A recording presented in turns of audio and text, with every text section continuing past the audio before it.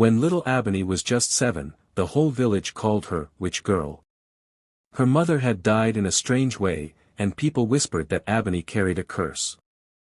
Her uncle, afraid and angry, dragged her to the edge of the forest and shouted, "Let the spirits you love so much feed you," before leaving her there alone. The nights were cold and full of strange sounds. Abony cried under the bright moon, hungry, scared, and calling for a mother who would never answer. On the third night, when her tears had dried and her voice was weak, an old woman appeared, Mama Ife, the village herbalist. She looked at Abony with kind eyes and said, "Child, the forest does not harm those who respect it." Mama Ife took her in, fed her warm soup, and gave her a place to sleep. As the days passed, she began to teach Abony about the secrets of leaves and roots, how plants could heal and protect. Abony listened with wide eyes, her pain slowly turning into strength. The forest that once scared her became her home, and under Mama Ife's care, the witch girl began to discover the true magic of the earth. 10 years passed, and little Abony was no longer the scared girl who once cried under the moon. She had grown into a calm, graceful young woman who lived deep in the green heart of the forest. Her small home, made of clay and thatched leaves, smelled of herbs and flowers. Birds sang above her roof every morning, and the sound of running water filled the air. Abony had learned everything Mama Ife had once taught her, the power of roots, the secret songs of plants, the way to call healing from the earth. Her hands could close wounds, her herbs could cool fevers, and her voice carried a peace that comforted even the dying. Travelers who wandered into the forest spoke of her in whispers. They said there was a woman with eyes like calm water who could bring a man back from death's door.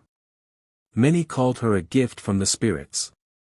But in the village beyond the forest, people still spoke her name with fear. They remembered the witch girl, who had once been cast away. Mothers warned their children not to go near the forest. Men spit on the ground when her name was mentioned. "The witch girl lives," they said, shaking their heads, "and she feeds on the souls of the lost." But life was about to change for everyone. One dry season stretched longer than anyone could remember. The sky stayed empty, the earth cracked open, and the riverbeds turned to dust. For 7 long months, no rain came. The people's crops shriveled and died. Children fainted from hunger, animals dropped in the fields, and even the strongest men could barely lift their tools. Fear spread like smoke. They offered sacrifices, prayed to their gods, and begged for mercy, but the skies stayed silent. Then one morning, the chief's only son fell ill. His skin turned pale, his lips dry, and his breath came in short gasps. The best doctors came with their powders and charms, but nothing worked. The priests prayed for days, yet the boy only grew weaker. The chief, once proud and strong, sat outside his hut with tears in his eyes. The village had no more hope left. It was then that an old woman whispered the unthinkable, "Maybe the witch girl can save him." At first, the villagers shouted, "Never." But desperation has a way of softening hearts. One by one, they began to nod. Soon, a group of them walked toward the forest, their feet heavy with shame. They found the same path they once dragged Abony down as a child, the same place where her cries once echoed through the trees. Now they came not with stones or anger, but with tears and empty hands. When they reached her small home, they knelt before her door and called out softly, "Please, witch girl, help us." And deep within the forest, Abony opened her door. The rain stopped one season, and the blue sky turned cruel and empty. Days turned into weeks, and weeks into long, painful months. The earth cracked under the sun, and the green fields turned brown like old ashes. The rivers that once sang through the land became silent lines of dust. Every morning, mothers walked to dry wells with empty pots, hoping for even one drop of water. The air grew thick with hunger and hopelessness. Children fainted in the heat, their lips dry and their bellies hollow. The goats bleated weakly before falling still, and the cattle's ribs showed through their thin skin. The smell of death and despair hung over the village. The people prayed every day. The priests lit fires and chanted to the gods. The healers mixed herbs and poured libations. The men built shrines, the women cried, and the elders told stories of years when the rain used to bless the land. But this time, nothing worked. The sky stayed empty, and their faith began to crack like the ground beneath them.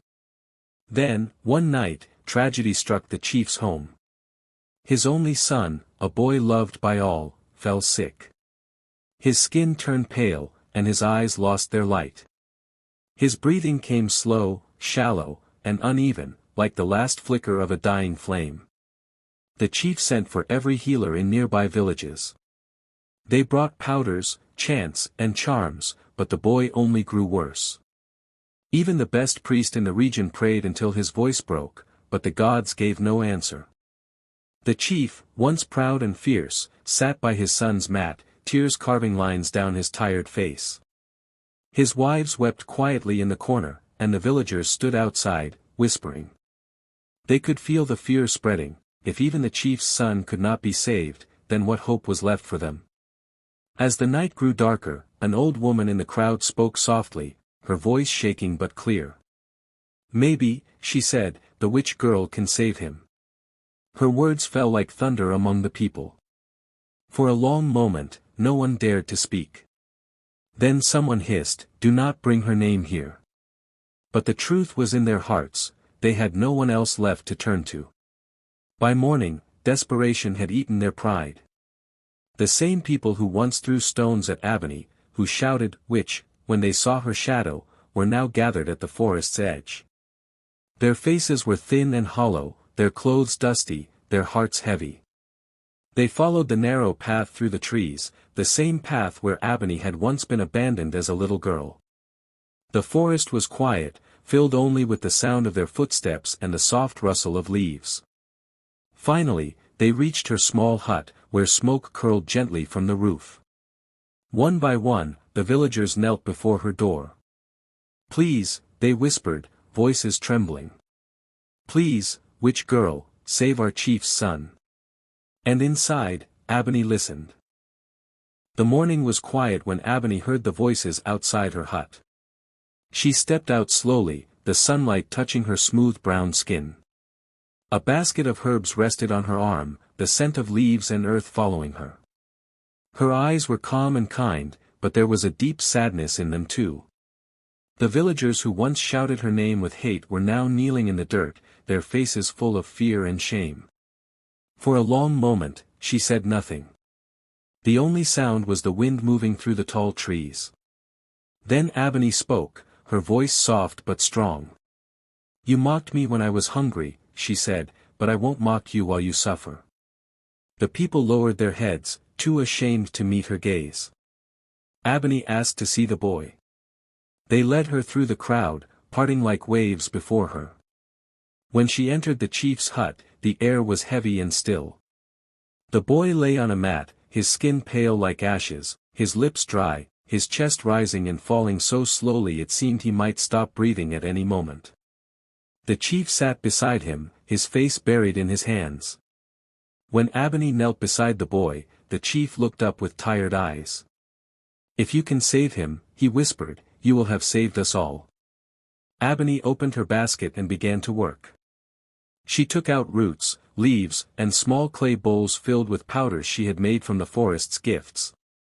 She crushed the herbs between her fingers, mixed them with water, and began to chant the old prayers Mama Ife had once taught her, words of healing, words that carried the heartbeat of the earth. The room filled with the smell of medicine and smoke. Ebony laid her hands on the boy's chest, feeling his weak pulse.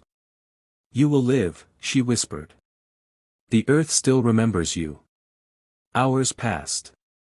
The sun climbed high, then began to fall again. The villagers waited outside, whispering prayers of their own. Some cried. Some stared at the sky, begging for a sign.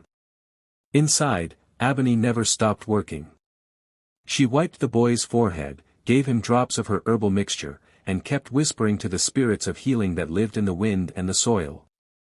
As the last ray of sunlight entered the hut, something changed. The boy's fingers twitched. His breathing grew deeper, steadier. Slowly, his eyes opened. The room froze in silence. Then a gasp rose from the chief, followed by a cry of joy. "He's alive!" Outside, the people heard and rushed toward the hut. When they saw the boy sitting up weakly, color returning to his face, they fell to their knees. Some cried, some shouted, and others bowed their heads in awe. Ebony stood quietly among them, her hands still covered in herbs, her eyes gentle. To them, it was a miracle. But to her, it was simply love, the kind Mama Ife had once shown her when no one else did. News of the miracle spread faster than the wind. By the next sunrise, everyone in the nearby villages had heard that the witch girl had saved the chief's dying son. People could hardly believe it at first.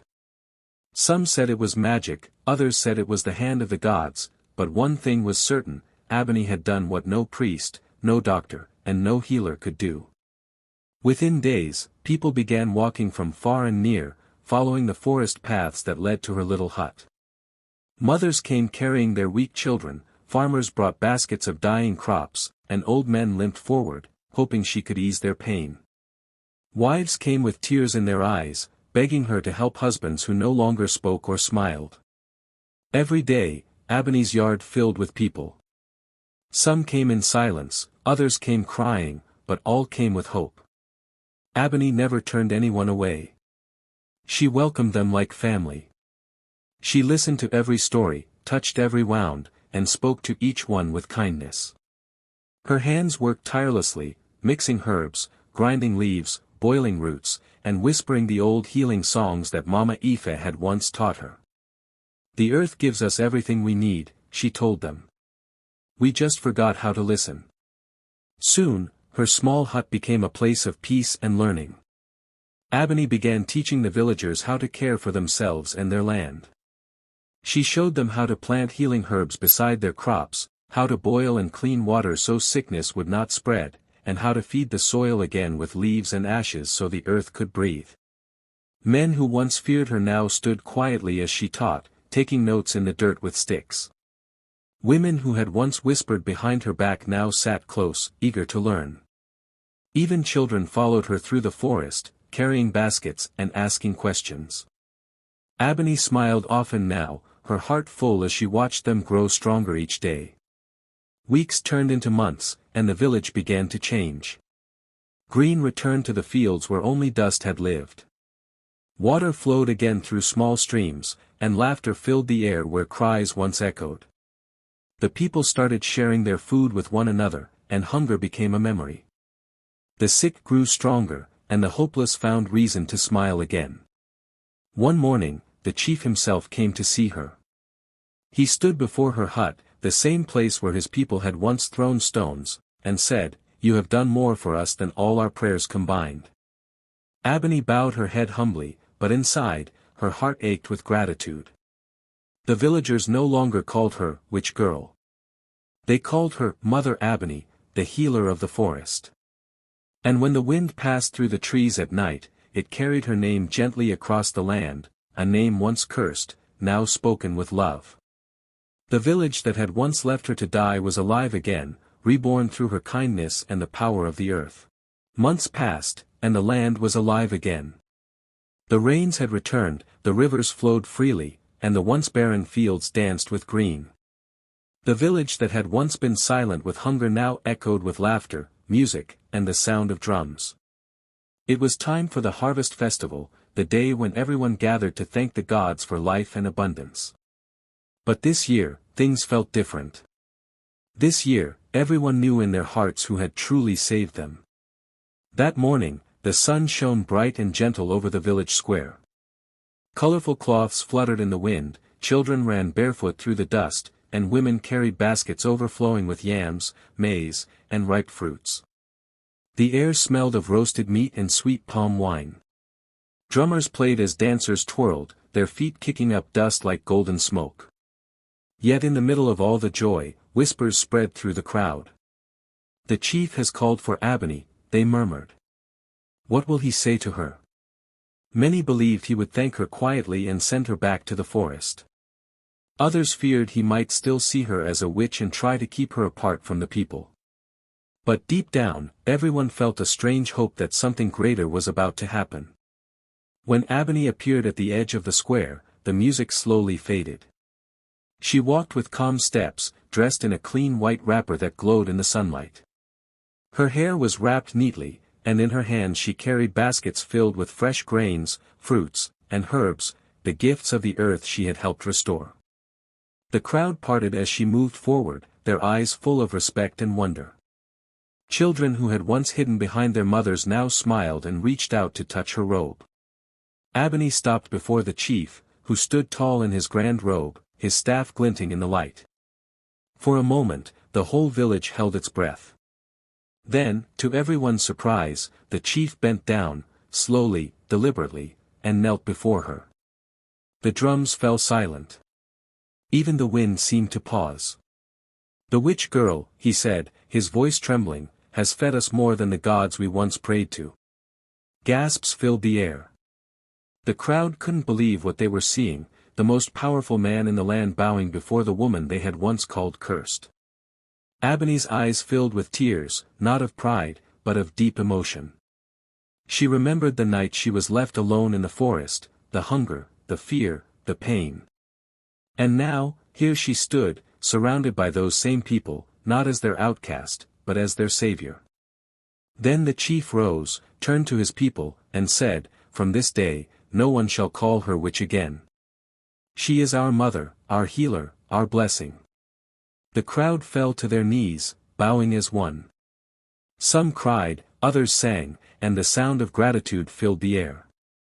Ebony stood among them, smiling softly, her heart finally at peace. Ebony stood in the village square, the warm sun lighting her face as she looked around at the people before her.